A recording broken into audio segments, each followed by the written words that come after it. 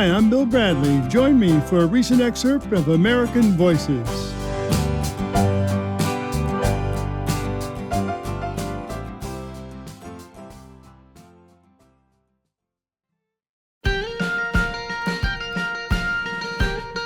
I'm Bill Bradley, and we're back now on American Voices. How's the water? It's great. These days in America, we're very divided. Increasingly, people who don't agree on major political issues often don't interact with each other.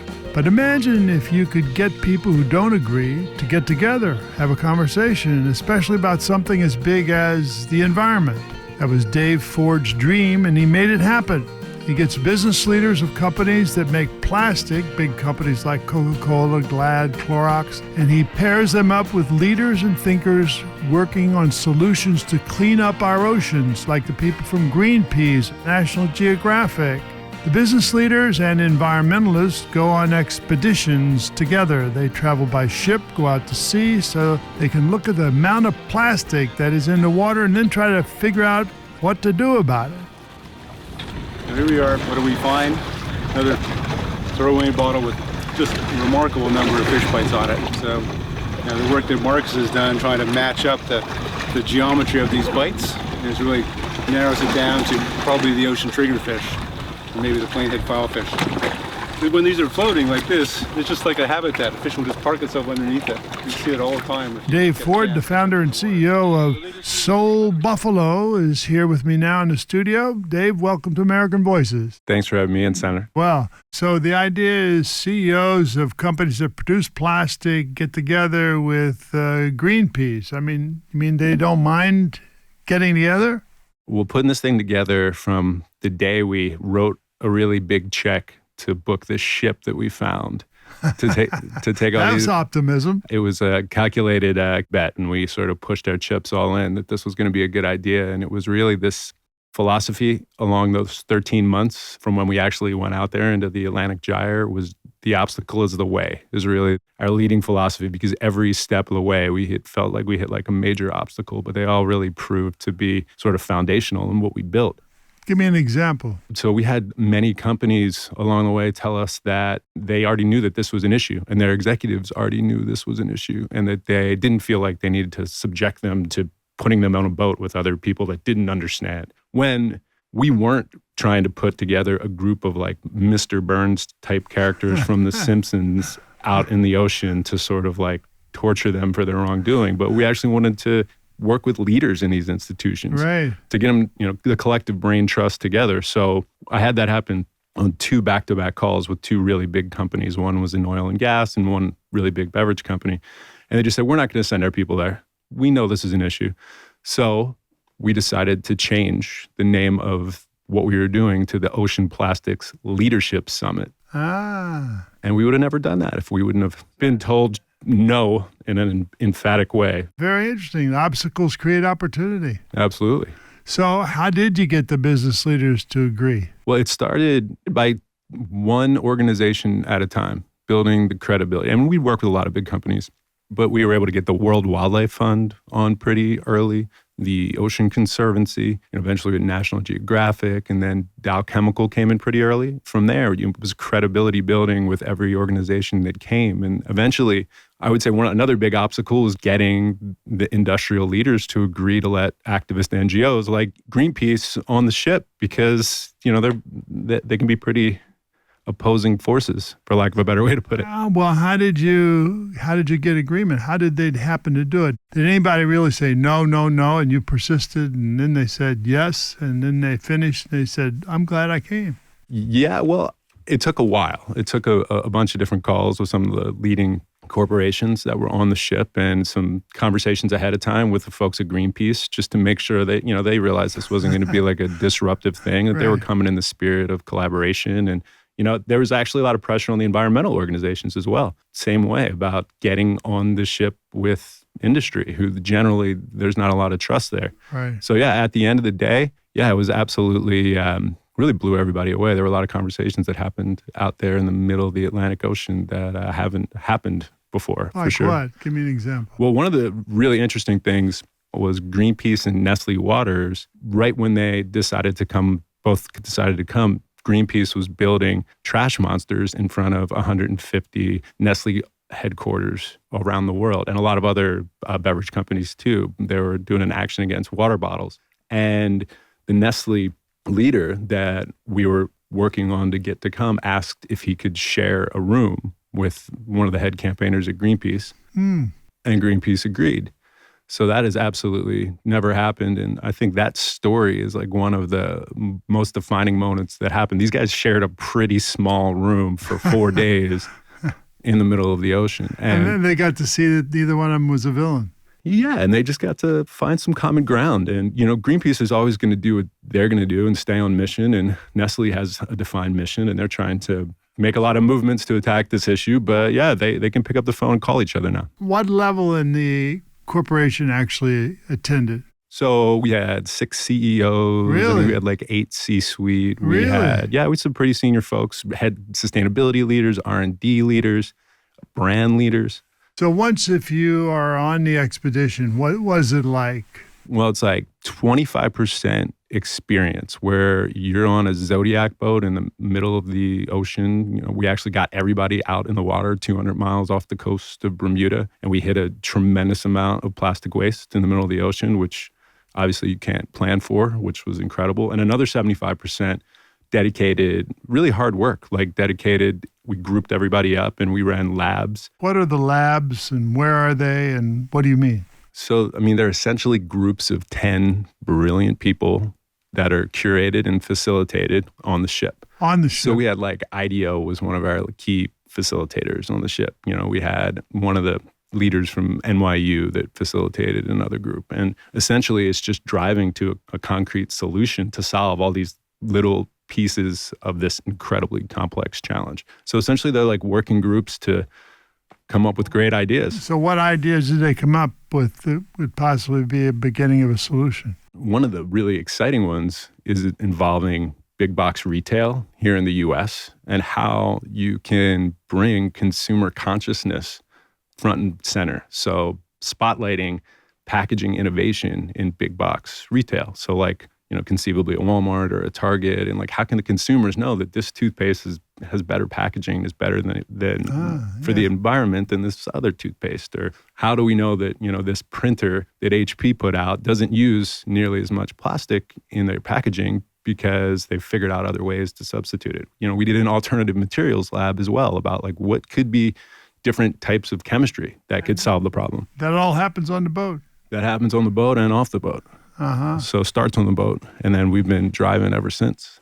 So when you began, were people suspicious of each other, or were you pre-sold? I think most people that got on the ship, to be honest, didn't really know what to expect. They knew they were going to be in really good company. And yeah, I think there was definitely some suspicion and definitely some mistrust. But by the end, there were some really interesting conversations that were happening. What do you say in your opening speech that makes everybody feel like, yeah, I want to be here? Well, I think my opening speech was pretty much, hey, we're out here for a reason. Welcome to the Ocean Plastic Leadership Summit. Yeah.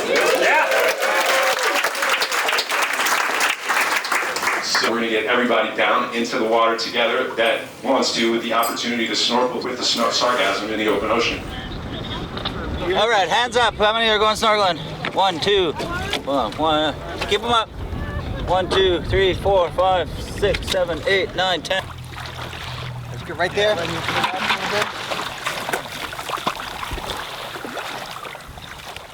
How big a problem is it with the fish? Oh, it's big. They are eating all of it. You get out there and you see plastic fragments and you can see the fish bites and they're eating it. Other fish are eating them, and eventually we're eating plastic. They say we eat a credit card's worth of plastic a month, each of us, which is pretty scary. If we eat fish? Yeah. Yeah. That's really interesting. Then this is a solvable problem, and there's nobody denying that this is a problem. It's a little different than climate change, where it gets a little tricky, different reports coming out contradicting. With ocean plastics, there's plastic in the ocean, and whether you're, a petrochemical company or an activist, it's an issue. There's no denying it. So just come in that spirit of finding the common ground. The first thing we do is clean a beach in Bermuda, which if you were to look at it, it looks absolutely beautiful. And then when you pick up a handful of sand, it's littered with purple and red and yellow and all these microplastics. That's the thing about the ocean plastics. A lot of the big stuff that you see is very obvious, but it gets real scary when you start thinking about the microplastics, the stuff that the fish eat, and the nanoplastics, which we can't even see. Well, give me a sense of microplastics. How big are we talking about? And just like little specks, that you would see, like little tiny fragments of plastic once it corrodes.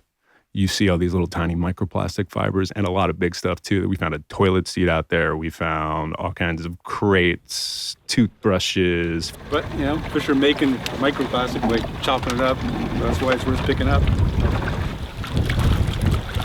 It's got some other plastic bits in it as well, so just like part of the whole. No worries. All right, cleaning up the ocean. Yeah, buddy. why does it all kind of congregate in one place? Well, there's these 5 major ocean currents that are like whirlpools. The big one's in the Pacific, and there's one in the Atlantic, one in the South Atlantic, one in the North Atlantic, one in the South Pacific, North Pacific, and one in the Indian. So they call them the 5 gyres. And the one in the Atlantic happens to be right off the coast of Bermuda. Bermuda's actually like in the outskirts of the gyre. And they're just these giant, slow-moving whirlpools, and that's where the plastic comes together. The Atlantic gyre, it has this seaweed in the ecosystem. It's called the Sargasso Sea, and these big, like football fields full of seaweed, or small little patches as big as this room, but they act like a net for the plastic. So the Pacific gyre gets all the press because it's so much bigger and double the size of Texas, or it's all kinds of different estimates for how big it is. But in the Atlantic, this seaweed acts as a net, so you can find it in the middle of the open ocean. So the seaweed then catches the very small particles, right? Right. And the big stuff. So what does it look like? There you are, you're coming out, there it is. What is it? Yeah, you're driving around in Zodiac boats and picking stuff up, we were, picking up whatever we could find. And then there's just these little tiny fragments when you're under the water that are just like, hundreds of particles. I mean, at the end of this expedition, we had executives in tears that you wouldn't expect to be in tears, that knew this was an issue on paper. But once you get out there and you see it, and you're surrounded with this collective brain trust that have all these different ideas about how to fix it, it just really hits and leaves a lasting impression. And that's what we find when we do any sort of subject matter, whether we're in Antarctica doing stuff on climate change or whether we're in Zimbabwe doing stuff on anti-poaching. It's just like bringing people face to face with what the problem is. Exactly. So are there moments that make you feel hopeful? Yeah. There's some conversations between the Break Free from Plastic group that is absolutely anti-plastic, and some of the big petrochemical companies that were with us out there, that it just never happened. I mean, these are kind of your textbook. Each side thinks the other is the enemy and doesn't really understand where the other side is coming from. And these conversations happened, on the ship, where they were able to look each other in the eye and understand the complexity of each other's position and, the driving forces behind. I mean, if you see it, it's clear there's a problem, right? And so who wants to have this problem? Nobody.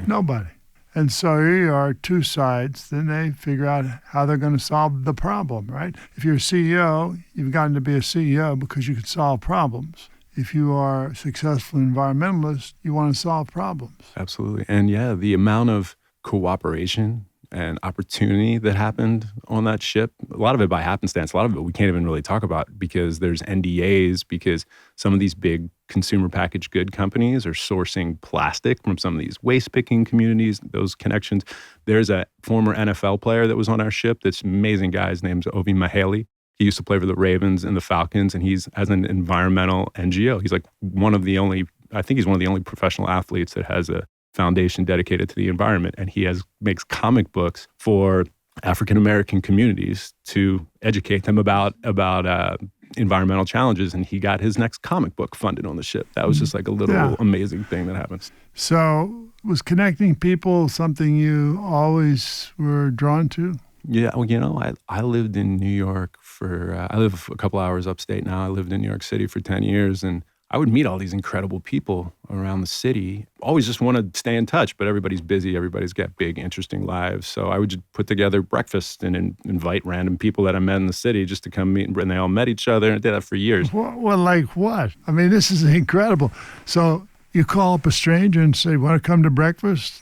Meet, I got a dancer, I got a lawyer, I have a steel worker. I mean, is that what you do? Yeah, I met this guy that I would meet people randomly, like I met a guy that lived in 52 different neighborhoods in New York City in a year. Every week he slept on an air mattress. I mean, he was homeless. He wasn't. Well, he was just doing like a little personal experience. Yeah, he was doing it, doing a blog around it. Right. Okay. So I met him, and I'm like, how am I going to hang out with this? And so it was like, you should come to a breakfast. And then I invited an advertising agency leader that I met. Like, he was cool. I was like, how do you just keep all these relationships alive? And when I was living in New York, kind of did it the whole time, and all these people ended up becoming friends. And so that was maybe like a correlation to how I just realized that there was so much power in getting all these brilliant people together. That was Connecting 101.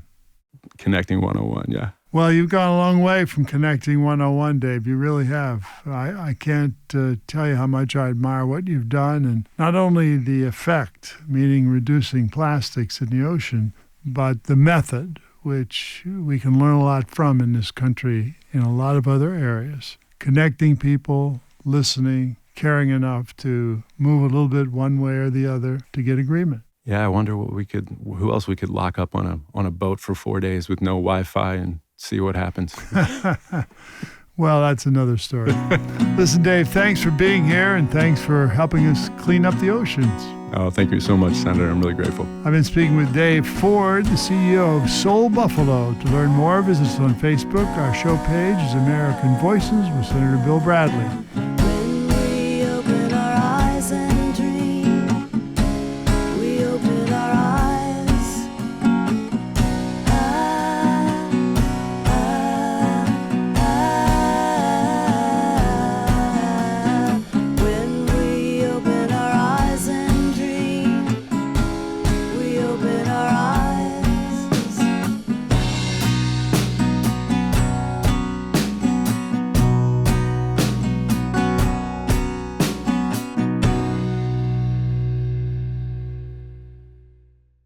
Thank you for listening to American Voices here on my YouTube channel. For more interviews celebrating the goodness and creativity of the American people, click the subscribe button below.